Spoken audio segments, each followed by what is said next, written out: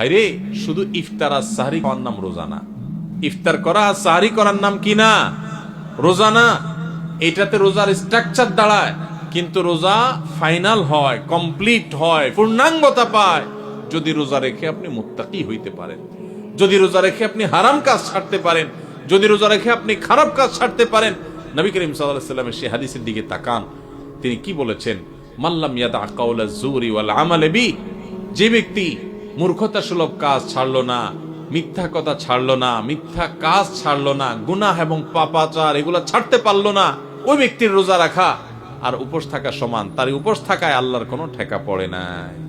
অতএব এই বছরের রমজানে আমরা আসেন আগে থেকে পরিকল্পনা করি, ভাইরা আমার, আল্লাহকে সাক্ষী রেখে আল্লাহর সাথে কথা দেই, আল্লাহ এত বছর রোজা রাখছি, তোমার রোজার মর্ম বুঝি নাই, এই বছর আমি রোজার মর্মটা একটু বুঝে রোজাটা সঠিকভাবে রাখবো।